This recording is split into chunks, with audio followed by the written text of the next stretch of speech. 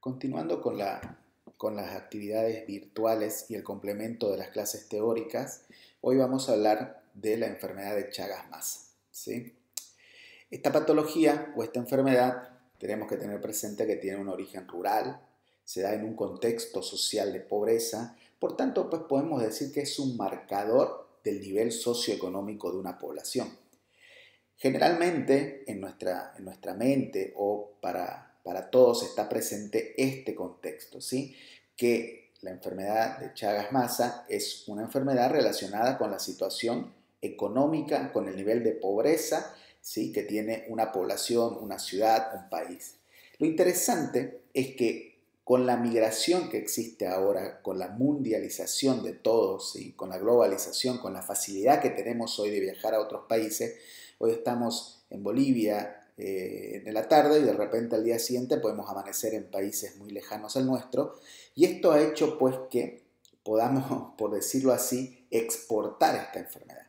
Entonces regiones que normalmente no tienen estas enfermedades o que desconocen esta patología entre sus enfermedades prevalentes, hoy también la comparten con nosotros. Es así que hemos exportado, si vale el término, la enfermedad hacia Europa, hacia Japón, hacia Australia, hacia otras regiones de Latinoamérica donde normalmente no estaba presente, y por lo tanto nosotros nos preguntamos pues si ha dejado de ser un problema solo nuestro y hoy es un problema que nos compete a todos. ¿Sí? En el mundo nosotros tenemos 8 a 10 millones de personas que están infectadas por el Trypanosoma cruzi.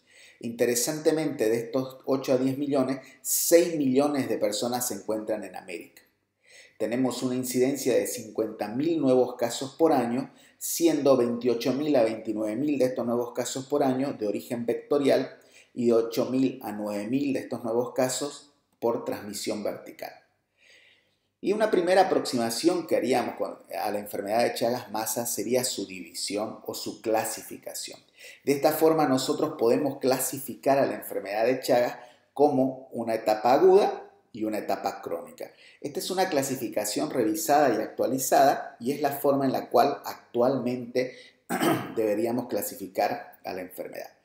Es así que podemos decir que la etapa aguda o el Chagas agudo dura de 20 a 30 días, puede tener un origen vectorial, un origen congénito, un origen transfusional, puede ser por trasplantes, puede ser por vía oral, puede ser por accidentes de laboratorio. Esta es la etapa aguda.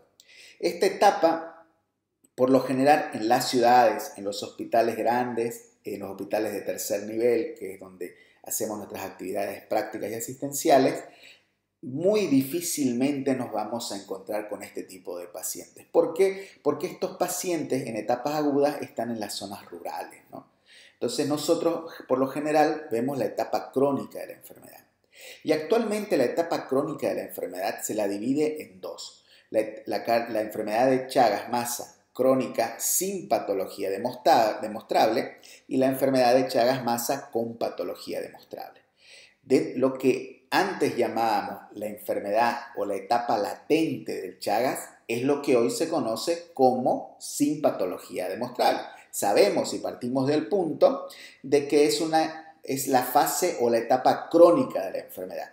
Sin embargo, no podemos demostrar una patología que sea como consecuencia de esta enfermedad. A esto antes la denominábamos Chagas latente o que se encontraba en la fase o en la etapa latente.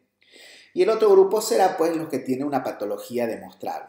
Y dentro de los que tienen una patología demostrable lo vamos a poder dividir en los que tengan causa cardiológica, los que sean de causa digestiva, los que sean de causa neurológica. Dentro de la enfermedad de Chagas con patología demostrable, con compromiso o componente cardiológico, puede estar involucrada las arritmias, obviamente las arritmias cardíacas, la insuficiencia cardíaca. Dentro del componente digestivo estarán las visceromegalias. Dentro del componente neurológico se encontrarán presentes las disautonomías, los accidentes cerebrovasculares y alteraciones del sistema nervioso periférico, ¿sí? Entonces, esta es la primera clasificación que hacemos de la enfermedad de Chagas.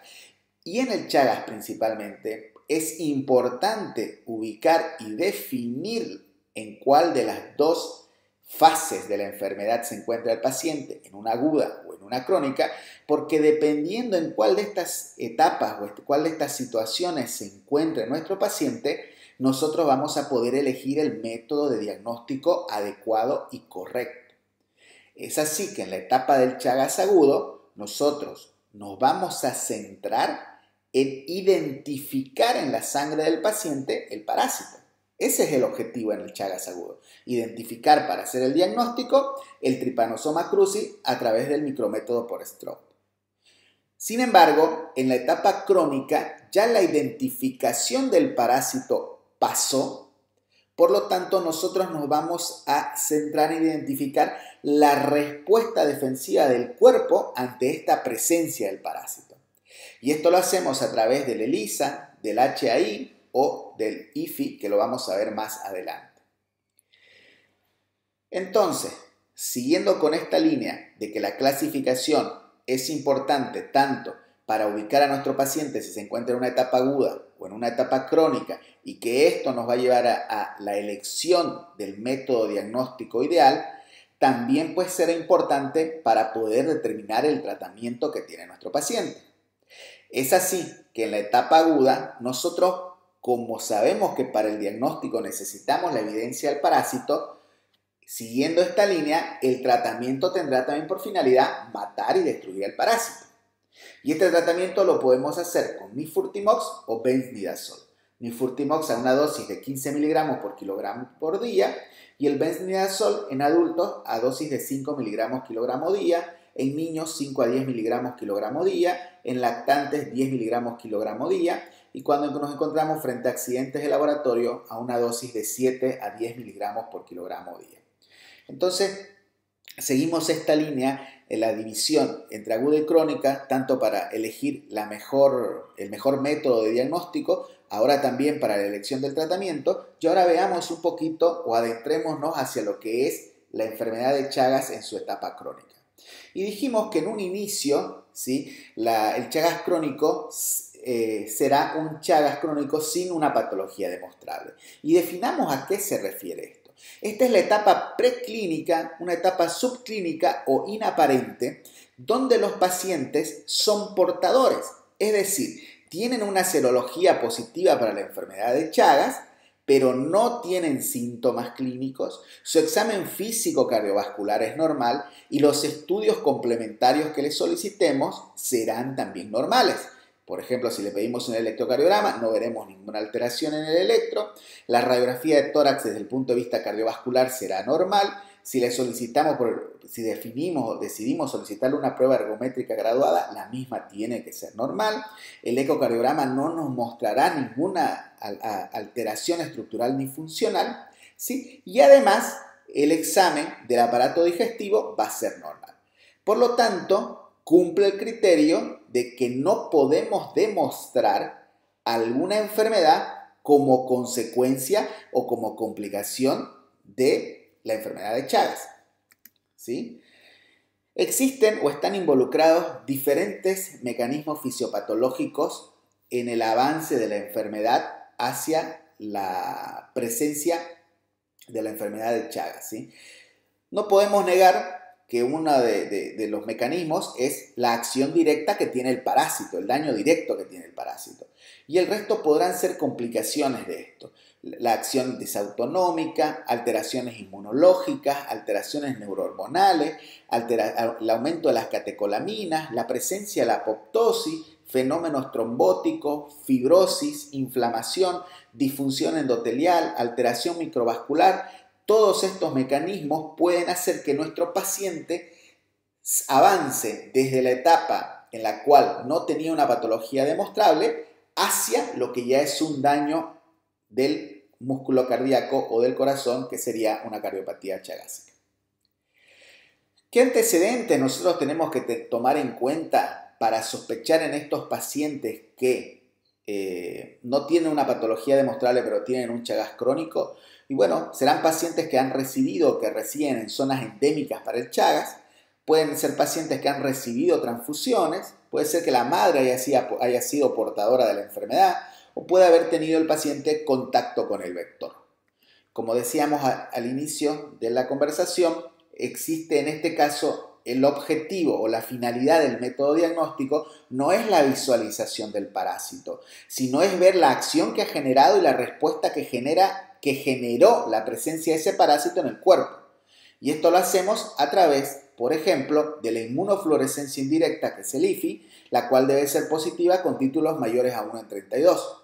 Lo podemos hacer a través del enzimo inmunoensayo, que es el método de ELISA, a través de la hemaglutinación indirecta, que es el HAI, o de la aglutinación de partículas. Y aquí hay algo muy importante. Para hacer el diagnóstico de la enfermedad de Chagas en la etapa crónica, nosotros debemos pedir al menos 2 de estas pruebas. Se piden las 2 pruebas al mismo tiempo, ¿sí? Por eso es que muchas veces en las órdenes de laboratorio vemos que dice solicito HAI-IFI para Chagas. Pero a veces los laboratorios lo malinterpretan y piensan que lo que les estamos mandando en la orden es solicito hacer HAI o IFI para Chagas. Y no es así. Nosotros tenemos que pedir 2 pruebas y las 2 tienen que ser positivas para que nosotros podamos decir que el paciente realmente tiene enfermedad de Chagas. No es solo con uno de los métodos. Las 2 pruebas que solicitemos deben ser positivas, ¿sí?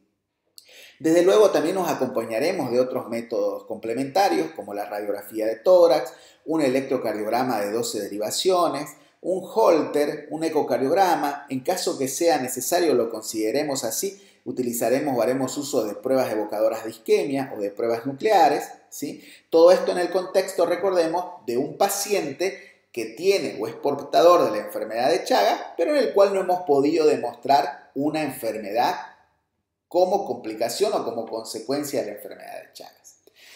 Ahora bien, ¿qué pasa con el paciente que sale de esta etapa y entra ya en la etapa o en la fase de que sí tiene una patología demostrable? Y dijimos que estos tipos de pacientes se dividen en los pacientes con componente cardíaco predominante, que es el que nos interesa a finalidad de esta asignatura, el paciente que tiene un componente digestivo o el paciente que tiene un componente neurológico. Hablemos pues entonces del paciente que tiene el componente cardíaco, es decir, de la cardiopatía chagásica, que ya sería un Chagas crónico con patología demostrable, ¿sí?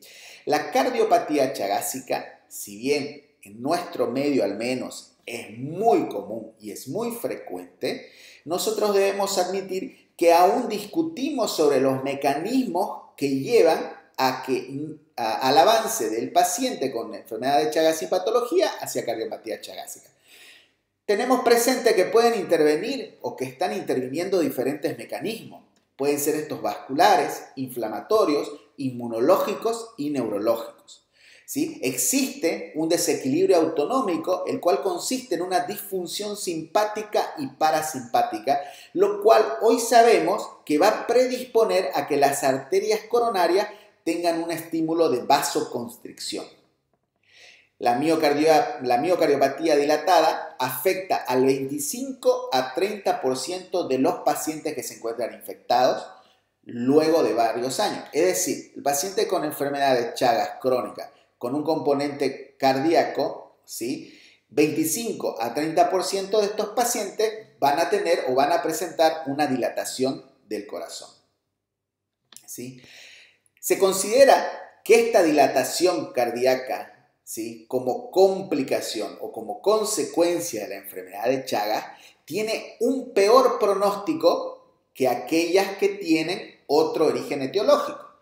Es decir, tener una cardiopatía chagásica, una cardiopatía dilatada de origen chagásico es peor que tener una cardiopatía dilatada de origen isquémico, por decirlo así, ¿sí? Entonces, ese peor pronóstico en este tipo o en esta complicación que sería la cardiopatía dilatada se ve más en los pacientes con Chagas que en los pacientes de otra etiología. Y en cuanto a la fisiopatología, existe un componente autoinmune y un componente parasitario, ¿sí? En el componente autoinmune, pues la persistencia o la presencia del parásito en el organismo no va a tener un papel determinante. Por eso es que es una línea autoinmune. Y la otra línea de la fisiopatología es la línea parasitaria. Es decir, que la persistencia del parásito en las lesiones inflamatorias, que van a estar presentes en estos pacientes con miocardiopatía chagásica o en los megasíndromes del tubo digestivo será el responsable del avance o del deterioro de la enfermedad. Y esto lleva obviamente a dos teorías, a la teoría inmunológica y a una teoría no inmunológica. La teoría inmunológica nos dice que la presencia de anticuerpos, o que es responsable de la presencia de anticuerpos contra antígenos cardíacos y contra células presentes en los nervios, sean estos mielinizados o no mielinizados. Y la teoría no inmunológica, que hoy la estamos manejando más que antes, nos habla de que existirían alteraciones de la microvasculatura coronaria y sería esto lo que lleva pues a un daño aún más directo sobre el músculo cardíaco, porque el músculo cardíaco se nutre gracias a la irrigación que viene de las arterias coronarias, ¿cierto? Es así que esta cardiopatía chagásica tiene dos formas o dos grandes grupos de presentación. Una será la cardiopatía chagásica dilatada sin signos de insuficiencia cardíaca, en la cual se verán acompañadas de arritmias ventriculares o supraventriculares, y la otra será una etapa ya más tardía, que es la cardiopatía dilatada chagásica con signos de insuficiencia cardíaca, el cual habrán o existirán predictores de mortalidad y evolución similar a otras causas que llevan a dilatación cardíaca y arritmia, ¿sí? Y es así como las complicaciones de esta cardiopatía chagásica serán las arritmias, la insuficiencia cardíaca en una etapa más tardía, una complicación final que sería la muerte súbita, en un estado proembólico que tiene la enfermedad de Chagas, las cuales puede generar un embolismo cerebral, sistémico, pulmonar o periférico, ¿sí? La gravedad de la cardiopatía chagásica dependerá, desde luego, de cuánto daño exista en el músculo cardíaco, del tipo de arritmia que presente el paciente y de cuán sintomático o de las manifestaciones clínicas de la insuficiencia cardíaca. Y es así que nos preguntamos cómo evoluciona la cardiopatía chagásica hacia la insuficiencia cardíaca. Y como lo vimos en la clase de insuficiencia cardíaca, la evolución es similar, ¿sí? Existe un daño que al inicio puede ser funcional del corazón, posteriormente se hará un daño estructural.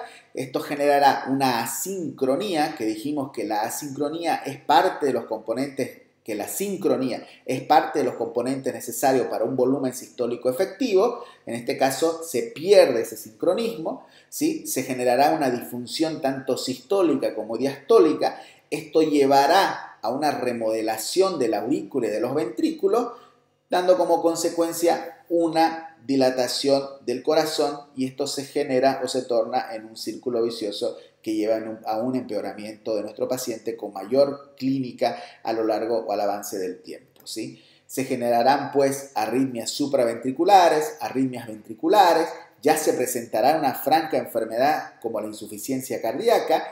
Esto, tanto la insuficiencia cardíaca como la presencia de las arritmias, nos va a incrementar la mortalidad, ¿sí? Y como dijimos hace un momento, existe un estado proembólico, por lo tanto, los fenómenos tromboembólicos serán responsables del 15% de la muerte de estos pacientes. Hay una clasificación que nos permite estimar la gravedad de esta cardiopatía, ¿sí? Y se llama clasificación modificada de Kushner, y nos dice que podemos clasificarla de 0 a 3 grados, ¿sí? Donde 0 sería un electrocardiograma normal, con medidas del corazón normales en la radiografía. El grado 1 sería un electrocardiograma ya anormal, con medidas radiográficas normales. El grado 2 habría ya la presencia de un crecimiento del ventrículo izquierdo, y el grado 3 sería pues ya la presencia de la insuficiencia cardíaca, ¿sí? En cuanto a las arritmias en la cardiopatía chagásica, ¿sí? Existe una estrecha relación entre la severidad de la disfunción ventricular, las arritmias ventriculares y la probabilidad de muerte súbita. Esto quiere decir que mientras más daño tenga nuestro corazón, más daño tenga nuestro ventrículo izquierdo, ¿sí? Habrá pues mayor probabilidad de la presentación o la presencia de arritmias ventriculares. Y esto, tanto el daño estructural y funcional del ventrículo izquierdo como la presencia de las arritmias ventriculares, nos incrementarán pues el riesgo o la probabilidad de muerte súbita. Sin embargo, sigue siendo dificultoso determinar cuál es el factor causal más importante de muerte súbita, ¿sí? Si bien conocemos los mecanismos por los cuales se puede incrementar el riesgo de muerte súbita, aún no sabemos cuál es el mecanismo más importante, porque si no, nosotros lo viéramos como causa-efecto y sabríamos que para eliminar el efecto, que sería la muerte súbita, pues erradico la causa, ¿sí? Lo que sí tenemos presente hoy es que la suspensión de las arritmias malignas no ha demostrado que reduzca la mortalidad. Lo que sí se ha visto es que la suspensión de las arritmias malignas pues demuestra que se disminuye la cantidad de arritmias malignas, pero un efecto final definitivo o una acción directa contra el pronóstico de muerte, ¿sí?, no ha cambiado con la eliminación de las arritmias. ¿Ya? Como parte de la evaluación diagnóstica, lo vamos a ver, lo vamos a afrontar al paciente como cualquier otro paciente. Es decir, haremos una historia clínica, utilizaremos métodos complementarios que nosotros consideremos necesarios. Si amerita el caso, pues avanzaremos de una forma más invasiva a través de un estudio electrofisiológico, una coronariografía o una biopsia endomiocárdica si correspondiera el caso. No significa que esto se debe hacer en todos o a todos los pacientes, ¿sí? Entre las alteraciones electrocardiográficas que se presentan en la cardiopatía chagásica, nosotros podemos ver que existen extrasístoles ventriculares básicamente en el 100% de los electros o de los pacientes.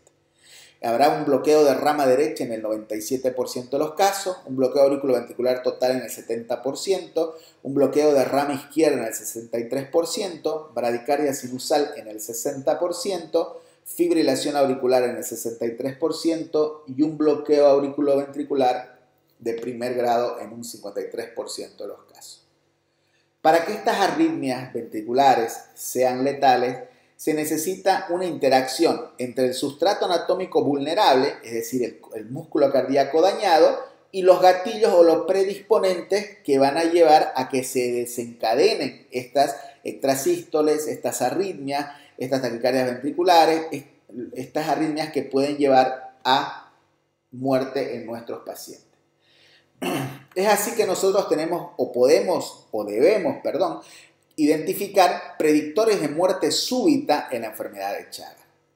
Y existirán dentro de estos predictores de muerte súbita criterios clínicos. Es decir, criterios clínicos que en nuestros pacientes portadores de enfermedad de Chagas nos van a hacer sospechar que tienen mayor riesgo de presentar muerte súbita. Será, por ejemplo, la insuficiencia cardíaca en clase funcional 3 y 4, el síncope, el ser hombre, antecedentes de taquicardia ventricular sostenida o taquicardia ventricular no sostenida. De la misma forma tendremos criterios ecocardiográficos que pueden estar presentes, deterioro de la fracción de eyección, presencia de aneurismas, trastornos de la motilidad, aumento de los diámetros sistólicos y diastólicos. Existirán también criterios electrocardiográficos como trastornos de la conducción, un complejo QRS mayor a 120 milisegundos, dispersión del QT, alternancia de la onda T. Existirán criterios en el Holter de 24 horas, alteraciones de la variabilidad de la frecuencia cardíaca, taquicardia ventricular no sostenida, taquicardia ventricular sostenida. En el estudio electrofisiológico veremos antecedentes de fibrilación ventricular, taquicardia ventricular no sostenida. La taquicardia ventricular sostenida indica un sustrato anatómico que va a ser generador de arritmia, la inducción de la taquicardia ventricular sostenida. En cuanto a los criterios de la prueba ergométrica graduada, tendremos la aparición de la taquicardia ventricular, la variabilidad de la onda T, el eje de la onda T será anormal y esto incrementará la posibilidad de muerte súbita hasta 6 veces, y cuando este eje de la onda T se encuentre en el límite de lo normal, este incremento de la mortalidad será hasta de 2 veces.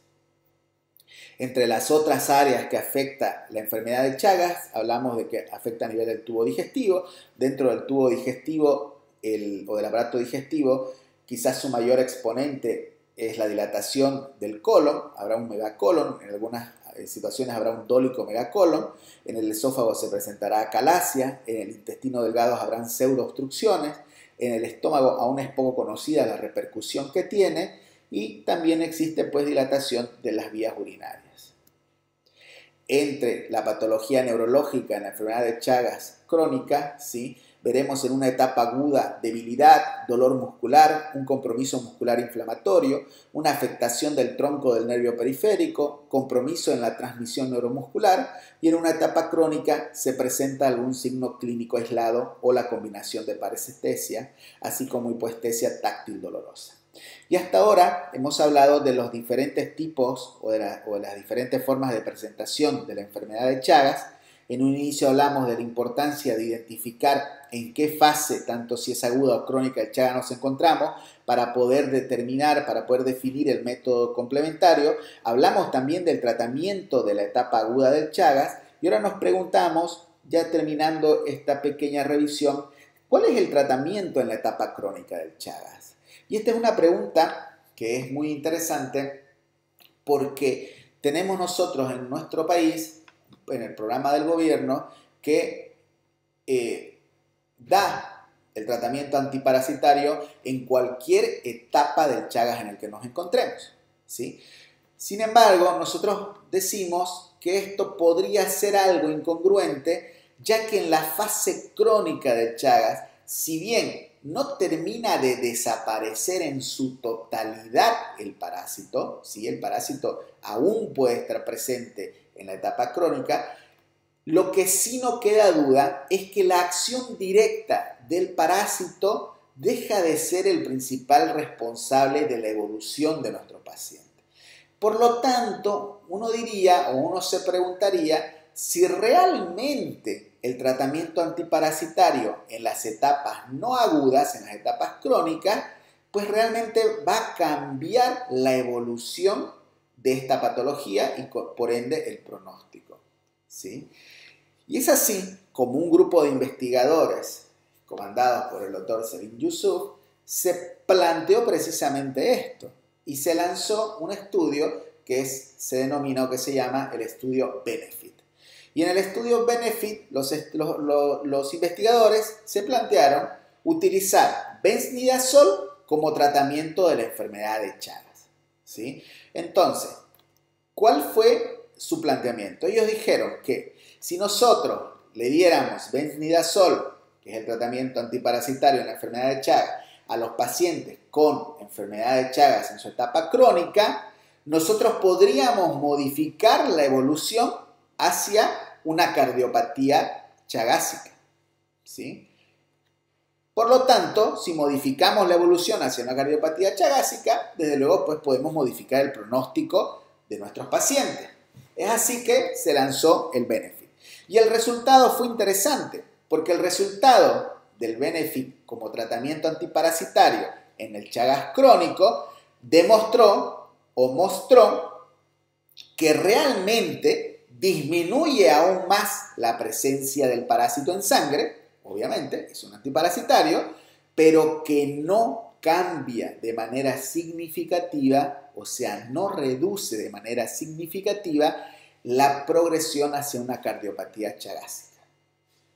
Esto lo hicieron a 5 años de seguimiento.